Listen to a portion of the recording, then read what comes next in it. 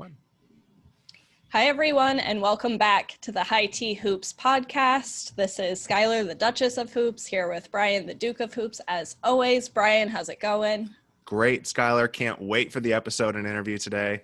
It's going to be a really fun episode. We're so excited today to be here with Zoe Scaman, the founder of Bodacious, a strategy studio where she's worked with brands like Adidas, Pepsi, and Coca-Cola. Zoe, how's it going? Good, thank you. Bit dark in rainy London, but other than that, all positive. Yep. It's a bit dark where we are too. Thanks so much for being on today. Do you want to start off by just telling us a little bit about your background?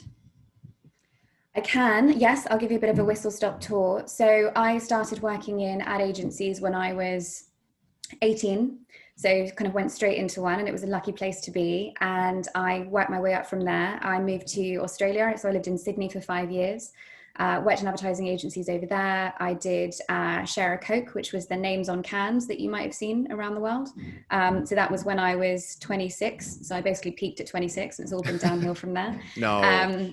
Oh, yes. And then I moved back to London, moved into kind of innovation management consultancy, moved to New York for a bit, then came back again. So I've kind of worked all over the place. And yeah, I've been super lucky to work with brands such as you mentioned, PepsiCo, Coca-Cola. I worked with Nike, Girl Foundation in Ethiopia. I worked with Adidas on a bunch of different projects over the years. And then, yeah, it's just been a huge mix of now sort of celebrities, but also obviously sort of big consumer brands as well. And we really got excited to talk to you from this tweet that we stumbled across. I'm going to read it. That might be weird for me to read your own tweet to you, but I'm going to do it anyways. Go for it. You said, last week, I won a contract with the NBA to build out a brand fandom and new commercial model for a superstar player and his wider team. Today, I've won a contract to create a brand new global fashion label from scratch for Amazon. And you know what? I'm fucking proud of myself. Let's just, yes, right off the bat, Zoe. snaps. Yes. Snaps Thank for a woman you. in the industry. I'd love to see it. But we were so interested in this branding for, this superstar player in the NBA. I'm sure it's pretty locked down. Is there anything you can tell us about this? I could probably tell you some tiny bits. Obviously, the team is NBA, so it's based in the US. It may be I don't know how to actually kind of hint at this without giving it away. He's a very young player. He's super up and coming. He had an insane season in the bubble. And he is. I feel like I've got some guesses already. Yeah, you probably know who I'm talking about.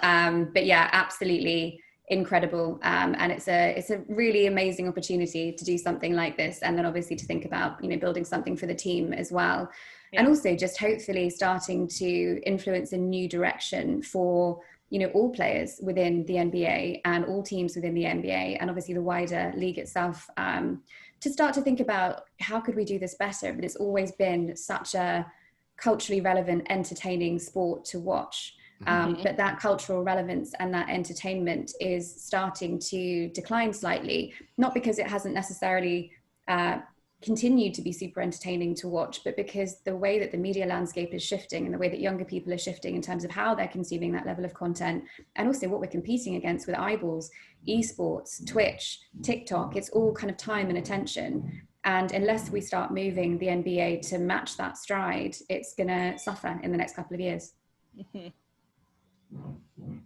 But yeah, it's exciting. I'm learning a lot about basketball at the moment, which I don't think I'm anywhere necessarily near to the level of expertise that you guys have on it, but I'm trying. I definitely binge watched Last Dance a couple of times, thinking I might learn something amazing, but not yet. I feel like so many people are like getting into basketball or getting back into basketball after taking a little time off through The Last Dance. That's been the catalyst for like this surge of basketball fans this year. It's really cool to see. Yeah, absolutely. I think it's one of those things where, again, it's about a connection to an individual athlete, and it's the story of Michael Jordan and just his incredible rise, his life, his experiences. And I think sometimes you need, or not sometimes, all the time, you need those kind of human stories to reconnect you to a sport and to make you a fan all over again, and to make you realize how fucking hard that person worked Yeah. to get to where they were and actually what they built. And it was so much more than him being an exceptional athlete. He was an all-rounder in every sense of the word. And I think that kind of influence and that connection to that one individual is something that we need to start rebuilding again. Yeah, for sure. I think Jordan is definitely someone who, as an athlete, has one of the strongest brands. I'm curious what you think goes into a really strong brand for an athlete. And Jordan's kind of, it's obviously still a very strong brand, but he's kind of out of the game at this point. What athletes are you seeing that are currently playing that you think are doing branding really well, have a really strong personal brand? I don't know if there's necessarily anyone that I think has an incredible brand. I mean, I'm going to say LeBron, obviously, for NBA, but let's put him to one side because, he's not necessarily an up and comer in any way. I think more so I've been looking at what's been happening with the NFL. And there's one particular player that I've had my eye on for the last couple of months, maybe a year or so. And I think he's just absolutely smashing it. And that is JuJu Smith-Schuster. I'm not sure if you're familiar with him, but he is. Yes. He's a genius in terms of actually what he's doing with his personal brand. So, he's got over 2 million followers on TikTok. He started JuJu TV on YouTube. Yeah. He's got a decent Twitter following as well. He understands that creating content that is not necessarily just around his sport and his athleticism, but also who he is as a person, what he's interested in, what fashion he likes, the fact that he's a gamer, the fact that he's got, an insanely gorgeous dog called Bougie, who he's now actually built a brand around as well. Bougie's actually got an agency to actually represent the dog, which is crazy. So in terms of, like dog food partnerships and those kind of stuff, he's got a merch line, that he's created. And I don't think there's any stopping him at the moment. And I think he's really understanding the fact that the locus of his brand is absolutely on the field and as an athlete, but there's more to him than that. He's a fully rounded person. He's a fan in his own right of gaming. He's done a lot of Twitch stuff with Ninja, Travis Scott, Drake, etc. And I think he just understands that his fans are just as multifaceted as he is. And that's a way for him to start connecting with them on new levels and really bringing them closer into his orbit. So I think he's been super impressive to watch. Yeah, that's such a good point that, these athletes are so multifaceted, and so many times we are kind of just seeing this one side of them. But I think fans really do want to see, all these different sides and all their different interests. That's how you can kind of really form connections with them and feel like you know them. And, I feel like it's so important in athlete branding. Yes. Brian, absolutely. sorry, I think I cut you off. No, I was just going to say when we talk about the British basketball community and how do you get these players to connect with their audience more, connect with their fans. And we talked a little bit about before the show where it's almost like everyone follows the players instead of the teams. And so how do you elevate those individuals? And so my question is, when you start working with these athletes, what kind of plan do you put together? How do you even start this relationship and start to put together goals for their individual brands? I think it's about trying to figure out who they are as people and what they're interested in and what their passions are and what they're inspired by. And it's so critical. I'm not sure if you saw the study that came out a couple of weeks ago that was on Morning Consult that was essentially saying that from a Gen Z perspective, only about 53% of them now identify as sports fans. That's it. So that's a huge, huge decrease. And they are much more likely to follow individual players than they are teams as well. Yeah. And again, when they're looking at those players, as I mentioned, with being multifaceted, they want to know every inch of those players. They want to know, if you are a gamer, what's your favorite game? If you are into sneakers, what is the thing that drives your sneakerhead obsession? Are you a streetwear aficionado? Do you prefer high-end labels? What music do you listen to? Are you into watches or bracelets or something like that? There's so much potential to kind of bring people closer. And I think what tends to happen is we look at athletes in a very one-dimensional sense. So we look at them when they're playing, we look at their stats, we look at, in game, and then we look at how they're talking about themselves and their training and their game off the field, and that's it. Yeah. But the difficulty with that is then if an athlete comes across as one-dimensional and only talks about the game and their play, you only fit into one dimension of a fan's life. And that's problematic. And you need to actually broaden your relationship with them in many different ways. So when we start looking at athletes and actually where they begin, we look at asking them lots of different questions. So we ask them, are you into music? What are you into? Are you a foodie?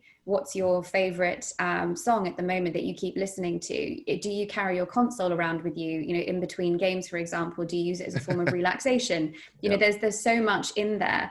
And they basically just kind of vomit all of this stuff up onto us. And then the next thing for us to do is to try and distill that down into, who is this person? So what are the different facets of this person? You don't want to make too much of it. So you don't want them to have like 12 different facets that you're going to try and build around. But it's much more around, okay, what are the sort of 3 or 4 big things that we can build your persona around, and we can go from there. And, someone like a Steph Curry's been doing this for a long time. So his 3 things are family, faith, and the game. Those are the things that he builds his entire brand around. And it's just a really easy shorthand to actually see what content deals he goes after, but also what, more importantly, he says no to. So a lot of athletes are approached for a lot of different things. You can't be a yes man or a yes woman in many cases. You can't say yes to everything. You need to have a lens through which you say, is this right for me? Does this fit? And you can really only get there if you start to understand yourself and actually what you want to put out into culture, what you want your contribution to be, how you want to build your fandoms. And that's the way that we start to do it. And a lot of the time, talking of JuJu Smith, he is a member of FaZe Clan. He's an investor in FaZe Clan as well, I believe. And FaZe Clan are the epitome of doing this really bloody well. So if you think about how FaZe Clan started, it was all about trick shots that they put onto YouTube, and they put music over the top of it, and it was entertaining. When they did that, they started growing their esports fan base who were interested in esports. And then, bright sparks that they were like, oh, hang on a second, these esports fans are also interested in merch. They're also interested in Jackass style YouTube content. They're also interested in, collabs that we might do with other people. So we're going to make content that fits into all of those different areas that they might go into. So we're not always playing games. Sometimes we are doing pranks to each other. Sometimes we're releasing a new drop, a partnership with a fashion label. Obviously they've come out and they've created Control, which is their nutrition brand now, which is kind of like Huel, but for esports. And then they've also got a horror movie that's come out like last week, where actually you've got FaZe Rug, who starred in the horror movie, and they've done it brilliantly. So it's shot kind of like a live stream would be. And it's because they realize that their fans are multifaceted. And then when they create that content, when they start going into music content or fashion content or horror movies, what they're doing is they're then going into new fandoms that maybe don't know anything about esports and don't know anything about FaZe Clan, and they're pulling them closer. And they're kind of going, oh, these FaZe Clan guys are interesting. They do really funny prank content on YouTube, for example, or I love their merch line. And then that ends up pulling those disparate fandoms into esports fandom. And then so the cycle repeats itself. So their fandoms get bigger and bigger and bigger because they're augmenting them with different interests, which are multifaceted. Exactly that. And that's the goal when it comes to actually how you brand an athlete is, yes, you've got your sports fandom. So you might have your NBA fans, basketball fans, but you also need to think about how you're going to go and find different fandoms and then bring them into the game. And you do that by appealing to different facets of who you are as a person and an athlete. We hear that all the time, where London has an incredible music scene. There's incredible fashion and basketball is kind of at the intersection of all of that. So it's okay if you're interested in fashion. We had DeAndre Liggins on from the London Lions, and he is all about being a fit king. Just walking down Regent Street, Instagram living him going shopping. He has a new fit every day. Byron was talking about him just wearing London Lions merch into every practice, where DeAndre is rolling up in a new outfit every single day. But I completely understand, and that makes so much sense, where you do find the crossover and you bring people into basketball maybe through their love of music or through their love of fashion. And it feeds off of it. Yeah, and that's exactly how it should be, because sport now, especially for younger audiences, it's a form of entertainment, and you need to see it as blurring the boundaries with other forms of entertainment. So, if you love a particular NBA star, you're probably also going to want to watch them interact with Ninja on a Twitch stream of PUBG, for example, or Overwatch. You're probably also going to want to see them potentially have like a slightly jokey anthem that Bad Bunny might make for them, for example, or a soundtrack. Or you might want to hear, what's their playlist that they're listening to backstage, or, behind, in the changing rooms or something like that. Or when are they going to do the next, merch collab, for example, to release new hoodies? What kind of fun content are they going to make on the side about their lives? There's so much richness there to engage fans with, and they want to see different aspects of you. That's the whole point. And it makes it so much more exciting. And it also then means that, the game or the sport that you're really into bleeds into different areas, and it forms this big morphing mess of entertainment that you tap in and tap out of on a regular basis. And that's the goal. We don't want it to be separate from everything else. We want it to be mixed in as much as possible. Yeah. Well, I think the peak now is if you can get someone to write a song about you, like Jack Harlow just came out with Tyler Hero, Yes. Mo Yes. Bamba. Mo Bamba. That was Skylar's anthem in college. I think they still play it at Yeah. Michigan games, but that's like the peak. But when you start setting up these initial ideas with the player, so okay, here are your 3 interests that you've agreed to do, because I'm sure they'll push back on some, like, oh, maybe not share that part of my life or not. Yeah. But what are some of the goals you message? Is it just visibility? Is it to get brand deals? Kind of what do you message to these players about why they should be building their brands this way? It depends on where they're at in their career at this particular point in time. Ideally, you start right from the off, before you've even made it into a national team or something like that. You start building your profile, and we're seeing that more and more. I'm sure you guys are familiar with 270 Hoops and what they're doing for kind of more college basketball, and they're starting to kind of build the brands of college stars that haven't necessarily been drafted yet, which is a really smart thing to do, and also means that those kids can springboard into their own brands and their own following. There's a couple of different ways to look at it. So there are a number of different, benefits. The first one is obviously the more of a persona that you can build alongside, the fact that you must be decent at the game. You can't be, a shit player and build it. You've got to be good at what you do. That means you're going to get the eye of, brands, for example. So if you've got a huge following on TikTok and you've got a huge following on Instagram, and you can prove that you've got an engaged community that love your content, you are so much more worthwhile commercially and obviously creatively to a brand than just your athleticism, on the court, for example, or on the pitch, or, whatever it is that you do. Because what they're looking for is your star power.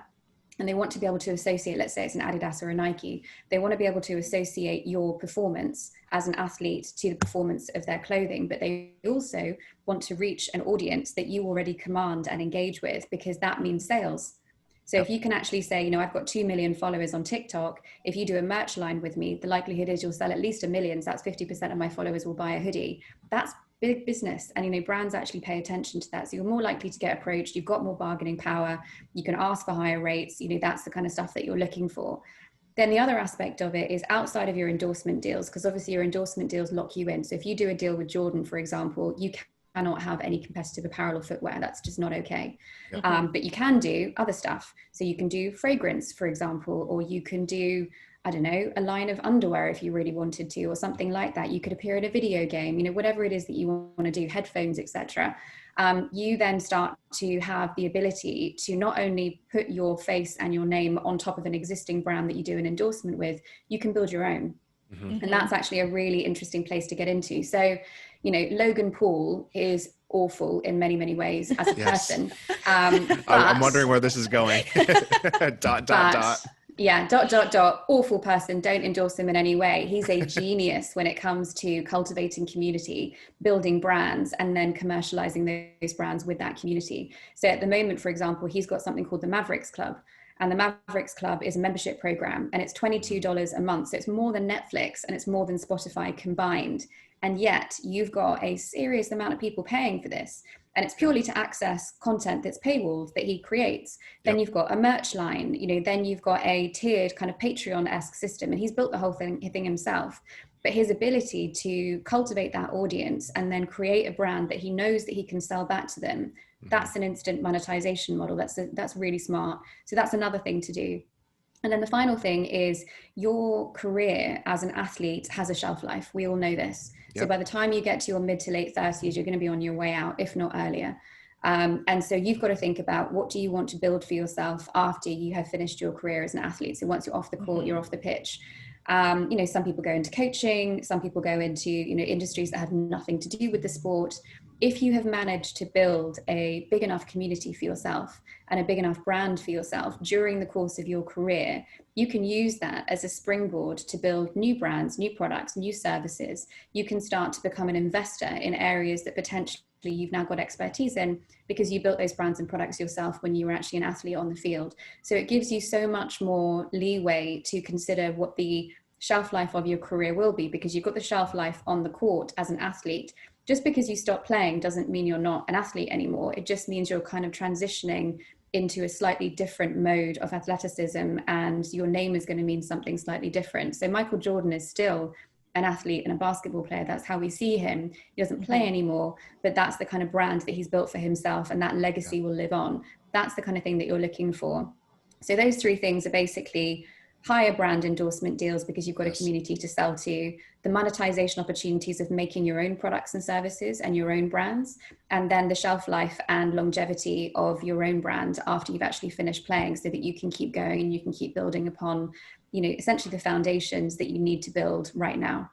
We need to clip that and send it to every single basketball player in the UK. That was hey, incredible. Here's your guide. Yeah, just please follow do this. These three things, which is amazing. And that you especially see, like, after the career is over, you see a lot of players are done by mid-20s, which is so early in your career. And one of my favorite examples of this is Richard Jefferson starting the podcast with Channing Frye while they were playing with LeBron on the Cavs. And they did it, and they were very transparent on the podcast, which was even funnier, where they're like, yeah, we want to get into media because we're at the end of our career. So we started this podcast to show that we can do it. And now Richard Jefferson's on TV. And you just lay that foundation for after your career, which is pretty amazing. It's exactly that. I mean, that's what LeBron's doing with Spring Hill Entertainment, which is really smart. And obviously, you know, he's making investments and that kind of stuff. It's not necessarily his brand per se, because he's not front and center in the content that he's creating, but he is creating a media legacy for himself. So he can build cultural narratives that are meaningful to him, and he can push them out into the world through fictional content or documentary style content, that kind of stuff as well. That might not be right for every single player, but don't wait until the end of your career to start showing people what you're capable of and actually what you can build. Do it now and start building those blocks, and see it as, you know, some sort of, the way I visualize it's like a Lego construction. You know, every move that you make in terms of brand, community building, self-branding, all of that is adding up. And what you're doing then is, by the time you get to the end of your athletic career, that's not going to collapse like a house of cards. Your life's not going to disappear overnight if you build those foundations. Then what you've got is the ability to build on top of them and do something different. Very smart of LeBron to win the NBA Finals to promote Space Jam 2. So just multifaceted marketing approach. Very good move. Very good move. Just for the movie promotion. Very good. Of course. No, I mean, it's absolute genius. I do want to learn more about the lasting power of brands, though. You know, you mentioned that the superstar NBA player you're going to be working with is one of the really young ones, and we're seeing that a lot right now. Many of the superstars in the NBA right now are incredibly young, 20, 21, 22. And, you know, these guys definitely, they'll have to grow up quicker just because of their career and, you know, the pressure and stuff. But they're definitely still at ages where they're kind of still figuring out, you know, who they are. And so do you think about branding for, you know, someone that age? Do you think about branding differently? And how can the really young superstar players establish brands that are authentic to them right now, but also can last their whole career and beyond, decades, with whatever they want to do after they're done playing? Brands are not static things. Brands are stories. They are basically the shortcut heuristics that we build in our minds. So, you know, when you think of Nike, you think of cool, you think of performance, you think of cultural firepower, you know, that kind of stuff. When you think of Coca-Cola, you think of kind of, you know, fun and happiness and, you know, all that stuff. That's what they've built over time. But the definitions of performance have changed. The definitions of cultural impact have changed. The definitions of happiness have changed. And those brands have evolved with the times. And that's exactly what I would say for athletes as well. So, you know, if I'm building a brand for someone who's in their early 20s, for example, right now I'm building it around the multifaceted person that they are. But that doesn't mean that that has to stay. So, you know, when they get to mid to late 20s, maybe they want to get more overtly political. They might not feel comfortable with that now, but maybe they do once they feel like they're maturing a little bit and they're figuring out what their stance is. So then you can add something to those facets and you can start to move in that direction. You can also retire a facet over time as well. So for example, you know, if you were to fall out of love with gaming, very much doubt that's ever going to happen. I think these people are lifelong gamers, but you know, you can actually find new ways to interact and, you know, new ways to kind of build those brands. And it's very similar for creators as well. If you think about some of the most incredible creators at the moment. So when I say creator, I mean, you know, people who are much more accessible, much more authentic, created content. So Ninja, David Dobrik, you know, again, Logan Paul, as much as I hate him, you know, those kind of things. They are evolving with the times as well. So they're evolving onto new platforms. So, you know, a lot of them were YouTubers initially, and then obviously TikTok came out of nowhere, and they're smart enough to realize that just because they're a YouTuber, that doesn't define who they are as a brand. So now they started looking at TikTok. You know, Twitch came out. Great, let's learn how to actually hold an audience for 5 hours in a live stream. You know, Patreon came out. How do we start thinking about building different levels of content that we can monetize in different ways? So it's all about evolution. It's all about making sure that you always kind of have that rough lens, but know that there is nothing fixed. That's the whole point of being, you know, an individual brand. As an individual person, you are going to grow up, you're going to change, your interests are going to evolve, and you need to be able to actually push that in different directions. And I think, you know, a great example of that would be someone like a David Beckham, who obviously, you know, used to be a fantastic football player, and obviously now, you know, still known as a football player. I mean, look how much he's evolved. You know, he used to have you know, highlights and a ring earring, and, you know, and you know, it wasn't cool at all. And now, you know, he's got a gin brand, and, you know, he's working with Belstaff, which is like a super high end, you know, leather jacket company and that kind of stuff. So his brand has evolved as he has grown older and his interests have changed. And so too have the interests of his fans. That's the other thing to remember, is if you're building a fan base now, that fan base is going to grow up with you. And that fan base is going to evolve with you. They're not always going to be kids. You're not always necessarily talking to someone who is going to be 15, 16 years old.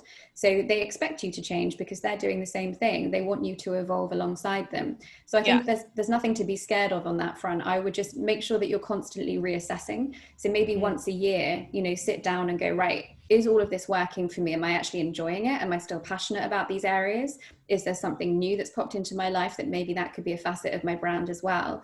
And just have that reassessment. And I think that sense of constant evolution, nuanced evolution, not kind of crazy change, but I think that stuff is super important to think about. Yeah, just constantly reassessing, and I think just forming your brand with room to grow at the beginning and room to, you know, be yourself and grow. I do want to back up just a second. We're talking about all of the kind of ventures that athletes can go into outside of their sport. You know, we mentioned sneaker deals, we mentioned clothing and merch, but we also see like a lot of wine labels, for example, in the NBA right now. What can athletes do to ensure that their brands in kind of these ventures outside of their sport, when there are so many athletes going into them, how can they ensure that their brand is unique and distinguishable from other athletes? Do you mean if they're going into categories that wouldn't necessarily seem obvious?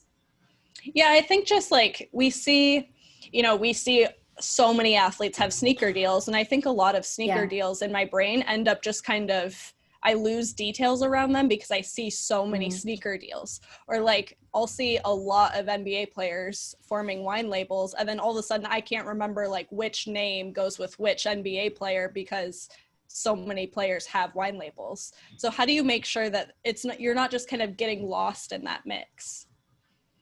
There are a couple of different things there. So for the players that are going into wine labels, for example, that isn't necessarily a personal brand extension. That's more of an investment. So they will never be, it's very, very rare, but they will never be creating a wine brand from scratch. What that will be is that will be an existing wine brand or an existing wine company that have gone to them and said, do you mind if we brand our wine with your name or with your association to help us boost it in some capacity? So that's more of a kind of, you know, I'm getting an equity share here because I'm allowing them to take my name. So it's more of a licensing deal than a personal brand extension. Whereas actually, if you're thinking about like a sneaker deal or merch, that is a brand extension. It's still an endorsement because you're probably going to do it with like a Nike or Jordan or, you know, those kind of things. But there are ways to make it distinct. So if you put the sort of the wine label and the equity work to one side, because you're never really going to be able to have that much distinction around it. Potentially, maybe you could, but it's hard. If you're looking at something like sneakers, it's about actually thinking about, you know, what are you interested in? So let's pretend that there's an NBA player who is super into solving climate change, and who's super into, you know, making sure that, you know, the world is a healthier place. That could mean that he really hammers home the emphasis that every single sneaker deal that he does is made out of 100% sustainable materials. for example. And that's what stands out, you know, on that sense. It could be that there is, you know, an NBA star who everybody knows is like the biggest fan of Fortnite ever. And so he has, you know, Fortnite characters on his sneakers, for example. You know, or it could be that, you know, you own a color. So, you know, is your color, for example, do you always wear purple and green or something like that? So again, you've got those sneakers, but you can find little nuances and details to make sure that that deal, that partnership is uniquely yours. And it's all around kind of messaging, and it's all about actually how you go about it. So it's less like, you know, the Jordan brand, for example, is always going to be the Jordan brand. Yes, they're going to do deals with loads of other NBA players. They're going to have their own shoes coming out, but it's always going to be the Jordan brand. But the way for you to put your stamp on that is to think about, how would I want to do this? How am I going to represent myself through that sneaker or through that shoe? This is so much good information. It's like a fire hose of marketing and branding information. If we're talking, no, this is incredible. But to start with, you know, a lot of these athletes are young. Maybe they don't have the marketing and branding backgrounds. They just hoop. So if you were to give advice to someone, you know, 22-year-old signs his first contract with the British Basketball League. So he's making a living. He's not making a ton of money. He doesn't have access to someone like you to help build out the brand. Where do they get started? What are some of the things that they can do that just by themselves personally that could help them to start this brand? Content creation. So you are going to struggle to get people to pay attention to you and to become a fan of yours unless you're creating content about yourself or about your interests or about your game. So for most people, making a really good, number of TikToks, for example, or Instagram stories or something like that doesn't come naturally. It is a creative art form. It's hard. So what I would do is, if you've just signed your first contract, think about spending a little bit of that money. It doesn't need to be a huge amount, because, you know, you can find people who are still at university who would kill for this kind of experience. Find yourself a videographer. Find yourself someone that can do like cool social media content, that kind of stuff. And, you know, they will be desperate to build out their portfolio. And also, obviously, you need to pay them. Should never be free. I'm not an advocate of free work. But I think, you know, find yourself a videographer, find yourself a social content person, and do some experiments. And, you know, see what works and what doesn't, and pick a platform that you think is going to be more resonant with your audience initially. You know, if you're going to be young, it's probably going to be Snapchat or TikTok or something like that. And just start chucking stuff out there and see what sticks. And it is essentially, you know, as the saying goes, throw enough shit at the wall and see what sticks. That's kind of what you're aiming for. But think about making content that is true to you. So, you know, do you have a signature move in the game, for example, in terms of your footwork? You know, film that and, you know, turn that into a dance routine or something and chuck it up on, you know, TikTok against a song that you quite like.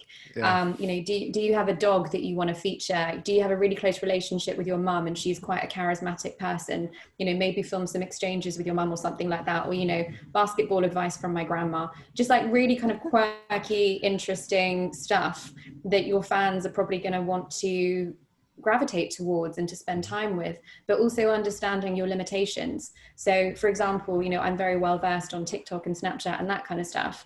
I probably couldn't make a TikTok to save my life. I wouldn't know how to do it. So I would hire someone such as a videographer and an editor who can do it way better than me. And that's what I would be looking for is, you know, get a little team around you. They don't need to follow you 24/7. Maybe you have them for 2 or 3 hours a week and you just create bits and pieces and you chuck it out there and you see what works. But it is a very worthwhile small investment once you've signed your contract to think about really growing that and getting professional help. Yeah, I think you're absolutely right, because you can, whether it's someone in university or just someone early in their career, if it's a graphic designer producing social graphics, if it's even a video editor, everyone has a phone now that records better video than almost any camera we could in the last few decades. So even if you're just recording yourself and sending it to the video editor, sending it to the graphic designer, you can get really good content out there. And I love what you say, you know, what's authentic to you. If you're a gamer and you're on Twitch, go on Twitch, record that and send it to a video editor to package up the little moments for you.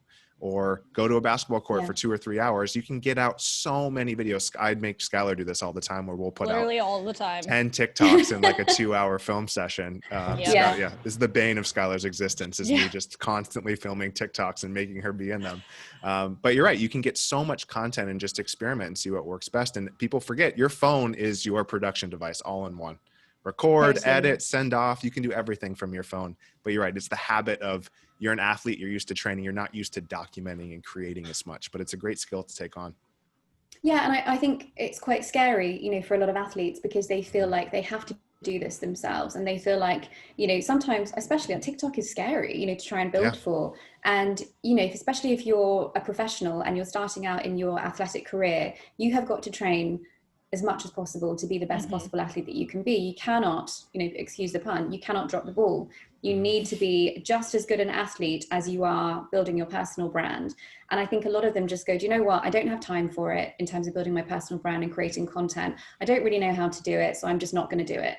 And I think it's recognizing your strengths and also optimizing for your weaknesses. And, that's why I've got an accountant, for example, because I'm not going to do my tax return because I'll probably get sued. So you've got to hire people that know how to do this stuff, and actually see it as an investment in a longer term, more positive outcome. And that's how it should be seen. And again, it doesn't need to be expensive. You do not need a big wig creative director. You need a couple of kids with a camera who know what they're doing. Yeah. And you're in a natural hype house with your team, which is, might not be the best comparison, but you see all these creators coming together and they feed off of each other's audiences. You're on a team with all these players. I watched Dwight Howard and JaVale McGee play tic-tac-toe in the bubble on IG Live. Like, it does not have to be anything complex. I watched them play tic-tac-toe. Dwight Howard beat him. I was like, yeah, Dwight, that was like 30 minutes of my life. So you take advantage of your teammates. It's massive. I mean, look at House of Highlights on Snapchat and how much that's grown recently. Look at Bleacher Report and the fact that, all of the different spin-off brands that they've got. A lot of that content is, it's average. Nothing really happens, but people bloody love it because it's, 15 seconds or 30 seconds. And I'm just scrolling through, and it is really entertaining in that sort of short time period. And that is all you need to then kind of, for someone to go, yeah, that's cool, I'll follow that person. That's it. That's the start. And I think, if you don't know where to start to find these kids or to find these people that can actually help with your content, go onto, Instagram and put out a story and just say, I'm looking for someone to help me with my social media. Is anyone up for it? Yeah. I mean, there are going to be a hell of a lot of people that go, oh, hang on a second, basketball, social media, I have to film stuff and make TikToks. That's the dream. Yes, please. Seriously. It's not hard to do. Yeah. If any athletes are listening, contact me for that. Would be happy to. There you go. Yeah, you could build an entire agency around it. But yeah, I think it's one of those things that you desperately need. And actually the project that I'm working on at the moment is exactly that. So, we're coming up with obviously the bigger strategy and the content ideas and where we're going to take it. But the number one thing that we need to get right is the infrastructure to be able to make it happen. So we're going to have videographers, creatives, that kind of stuff, quite literally following this athlete around and capturing content because he's not going to do it. So we need to find ways to do it for him. Zoe, all of this information has been so incredible. I hope everyone listening has been taking notes. I know I mentally have been. Let's wrap up with a couple listener questions. We put it out to our Twitter universes that we were talking to you today, and they had some questions for you. So our first one comes from Stephen Ferguson, he's actually the acting chair and equality champion at Basketball Scotland. So vested interest in athlete branding. Do you have any advice for players moving on from the game about how they can transition from playing while retaining a meaningful identity and profile with fans as well as within the sport? I know we touched on this a little bit, but maybe specifically in that transition. I think it's going back to, trying to build your brand as quickly as you can if you don't have much time left as an active player. And thinking about, what associations would people make with you? So if you've been in the game for a couple of years, for example, and you're on the verge of kind of bailing out of it, what are you known for at the moment on the court? What are you known for in terms of your type of player? Are you an individual superstar? Are you a team player? Are you known for, as I said, your footwork? Are you known for the fact that you always wear really weird socks? That kind of stuff as well. And just write that stuff down in bullet points and kind of go, all right, what are my things that I'm known for? Okay, then how can I capitalize on the stuff that I'm known for at the moment? So if I'm known for wearing really weird socks, why wouldn't I actually go after a sock brand and just drop them a couple of emails and say, look, I would love to do a partnership of some kind with you in this kind of space. Or, if you're known as being a team player, Do you want to start creating TikToks all about, you know, how to get the best out of your team when you work together and you play together, you know, that kind of stuff as well. So try and springboard off of your existing tenets of who you are as a person and what you're known for, and then see how you can transition that into content, into partnerships, into products, you know, that kind of stuff. But piggyback on what you've already got. Don't try and invent something from scratch. Yeah, that's great advice. We see that. Shout out to Mike Tuck, who plays for the Sheffield Sharks. Illustrious BBL career. And you're like, oh, is he on Sky Sports? Is he talking, like, is he making that trend? Is he going to marketing? And it's great to see players start to do that transition with their brand. Next question for you, Zoe. This is from the Triple Threat Coach at Triple Threat Coach, with not a lot of vowels in the name. So check him out. Thank you for listening. Does she and yourself, I guess us, believe that players can legitimately monetize their brands here in the UK?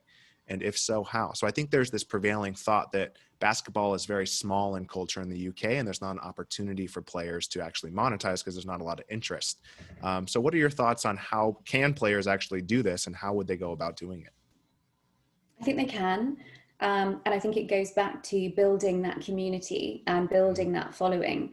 You know, if you've got 10,000 people that follow you across various platforms, you've now got these new technical operations. So, you know, you've got OnlyFans, you've got Patreon, you know, you've got a bunch of other different platforms. And for the first time, this allows you to create a space that you own where you can house those people. And you need direct contact with those people. So I would lean on those and then find different ways to monetize them. So, you know, if you're let's say you're a player in the UK in basketball, again, think about what you can offer. So do you want to do, you know, filmed short videos, say like 3 minutes a pop, for example, that you only give to paying fans, which are tips and tricks on how to improve your basketball game? You know, so that's kind of one way of monetizing what you've got. Then you've also got, you know, brand associations as well. Then you've also got, you know, again, if you've got 10,000 followers, do you want to create, you know, 2 or 3 hoodies, for example, that you can get made in China, get them designed up, and maybe you can sell those from merch as well. There's so many different opportunities. But I think the key thing that the UK basketball scene is missing, that the NBA has got right, is they've got that governing body who actually really gives a shit about leveling up the sport and leveling up the audience and leveling up the importance of, you know, fan involvement and actually the power of people coming together within this sport, as opposed to, you know, individual fragmented players trying to build their own stuff. So if you've got a couple of different players, for example, in different teams, and, you know, you're all looking to build your own personal brand in some way, try and think about not just creating your own fandom, although that is important, but actually starting to work together to multiply your fandoms as well. So as an example, going back to JuJu Smith-Schuster, when he is streaming on Twitch and he's streaming with Ninja and he's streaming with Travis Scott, he's not an idiot. He's doing that because it means that he has access to the fandom that'll be watching Travis Scott because they love Travis Scott, and he's introducing himself as JuJu Smith-Schuster and going, hey, do you want to also be my fan? And he's doing the same with Ninja. So if you think about a bunch of different players in the UK coming together, they can actually cross-pollinate their fandoms and multiply those and increase them at the same time. So they're almost doing a job of what the governing body should really be doing, but they're doing it in a way that they're all benefiting at the same time. So it's not about like, these are my fans, you can't touch them, I'm holding them close to my chest. It's all about, at the moment, especially in the UK, we have got to level up this sport. We've got to level up the audience, the fandom, the excitement, the attention. You do that by working together, not just working on your own, but you need to find a balance between the two. Yeah, I think you're absolutely right as well. And it's not just in the basketball community, but the Travis Scott, you've got music, football, and Fortnite, esports with Ninja. And that can happen in the UK too. Like, find a Premier League player or someone that you can get that audience in. Find someone in the music scene. Find someone in, you know, that's in the music scene. So find all those different influencers or different players to kind of bring people into basketball. I think that's really good advice. Yeah, and I think it's about crossing over fandoms, as I said. So just because you're a basketball player, as you said with the Premier League, doesn't mean that you can't try and sit down with a junior Premier League footballer and do a Twitch stream together. And then suddenly you're cross-pollinating those platforms and you're bringing new people closer to your orbit and vice versa.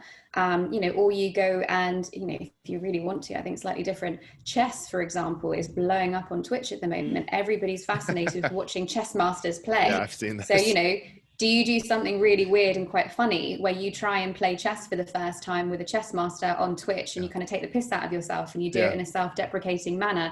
But again, you're introducing yourself to a new fandom. That's what you need to be looking for. Blur those boundaries and do the multiplier effect. Well, Skylar, the Spurs, Gareth Bale went viral for hitting a corner three on the pitch for the Spurs. They play basketball during practices.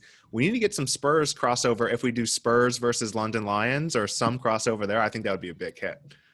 Spurs try basketball, Lions try football. Yeah, DeAndre Liggins one-on-one versus Gareth Bale in basketball and in football. I would pay to watch that. I would pay to watch that as well. And people would, and they love it. And just because you're a football player or a basketball player or an NFL player doesn't mean that you're not a fan and actively interested in other sports as well. And what I've found from working with these athletes is they are just really competitive on everything. Absolutely everything. And, that means that they want to play, they want to have a go, and actually they're more likely to be really good at it as well. I mean, also Michael Jordan, baseball, weird, but he went and did it. So, it can happen. And I think, it's a really smart strategy to try and pick up other sports fans as you go.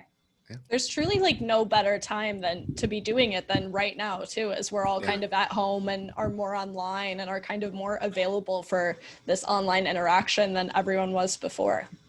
Yeah, absolutely. And I think, especially when you think about what, some of the NBA players are playing NBA 2K to try and keep people interested. The Formula One guys, for example, that actually started doing, virtual Formula One racing. And I can't remember his name, but there was a young gamer that actually beat all of them.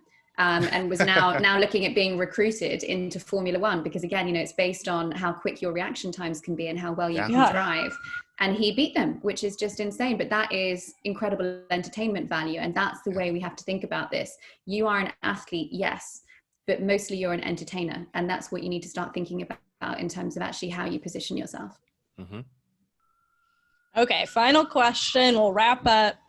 This question comes from, I'm going to butcher this pronunciation. I think it's Gail Sorokin. I'm really sorry if I'm mispronouncing it. Beautiful name, though. Some football players like Neymar and Pogba have built very strong personal brands.